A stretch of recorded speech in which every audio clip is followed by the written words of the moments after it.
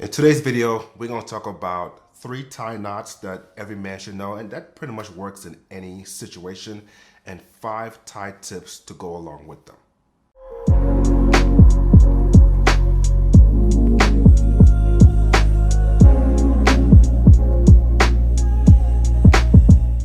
Hey, what's going on, guys? Welcome back to the Fit Man Style channel. My name is Ian. Today's video is brought to you and sponsored by the good folks over at the Dark Knot. They were nice enough to send me 3 pairs of ties so I can use in this demonstration. So these are 3 knots that I wear on a consistent basis, and I feel like every man should know at least these 3.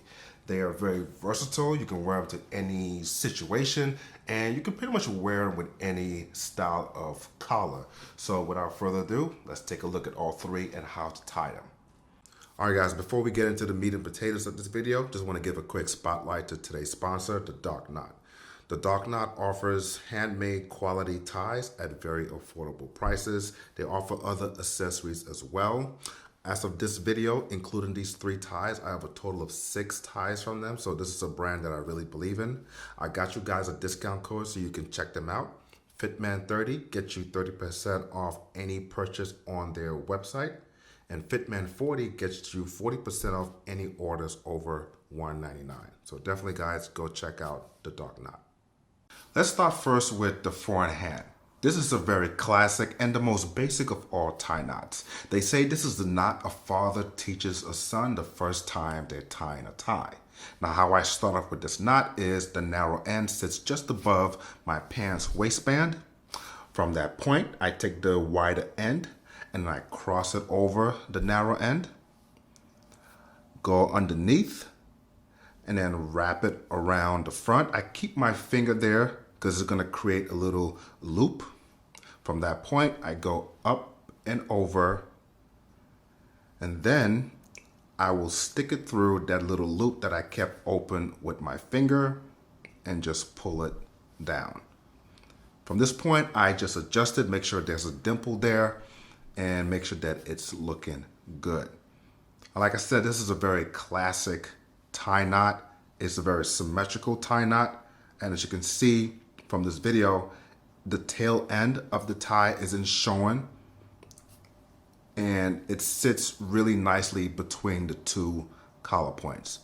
Of all tie knots, if you don't know any other tie knot but this one, you're good to go. Next up is the double 4-in-hand, quite similar to the 4-in-hand but with an extra step.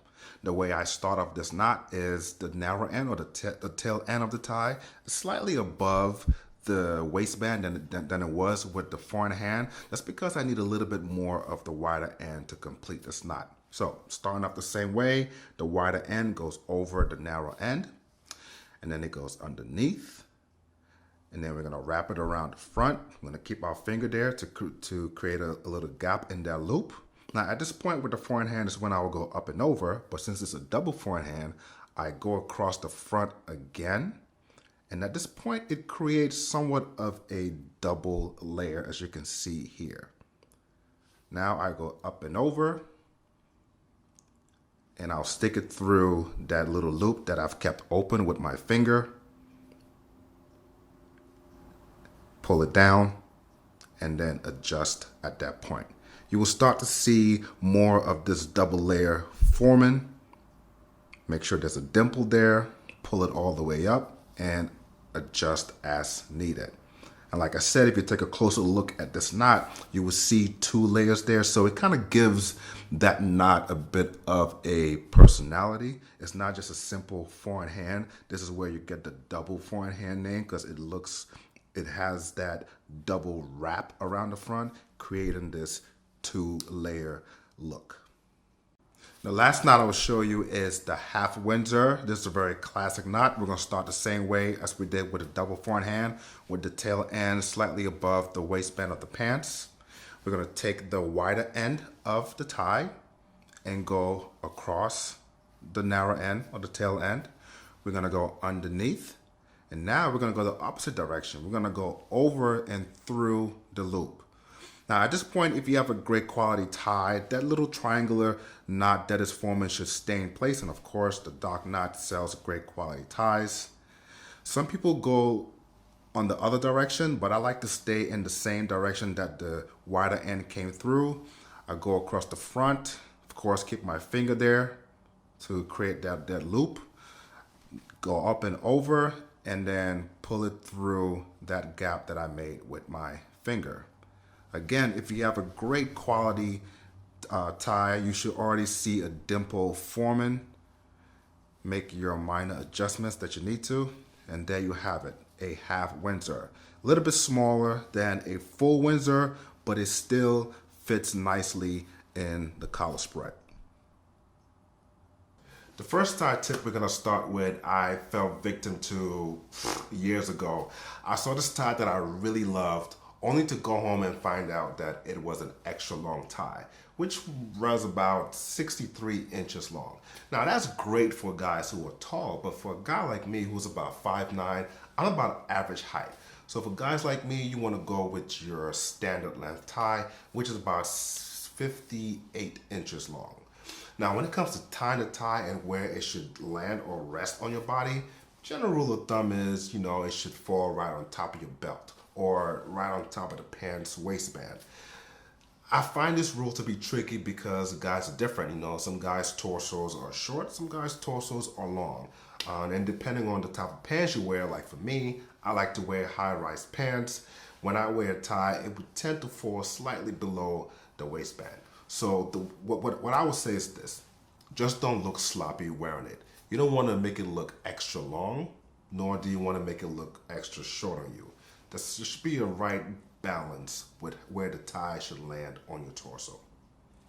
Tip number 2 is the width of the tie. Now, menswear is all about proportion. If you've been watching my channel, you've come across videos where I'm talking about if you are a big guy, you're a fit guy, and you have a broad chest and you're wearing a jacket, you want to wear a jacket that has a wider lapel to complement that chest. Or if your chest isn't all that big, a wider lapel jacket will give you the appearance of a big chest. Now, general rule of thumb that I always follow with that is whatever the length of the lapel is should be the width of the tie. So wide lapel, wider width tie. If you're gonna wear a smaller lapel, you might want to go with a smaller width tie. So that's something to keep in mind. Wide lapel, wider tie. Narrow lapel, narrower tie. Tip number 3 is the fabric of the tie. Now, depending on the season that you're in, if you're in much more warmer weather, you want to go with your cotton, your linen ties. If it's much more cooler weather, there's wool ties, there's cashmere ties, which also serve as a layer to protect you from the cold weather when it's laying on your chest.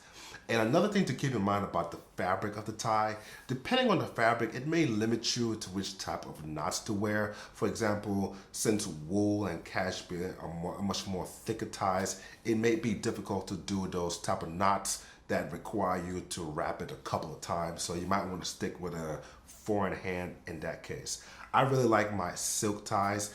Silk, it does an ease with silk that allows me to do pretty much any tie knot, and definitely the 3 knots that I just showed you.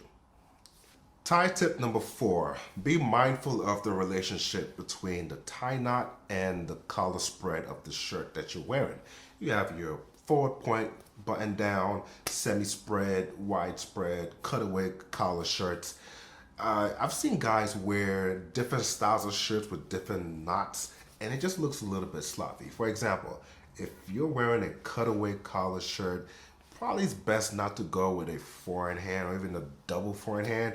You want to go with a much more fuller knot, like a full Windsor. You don't want to see the tail end of the tie showing there. So for example, let me button up my shirt real quick.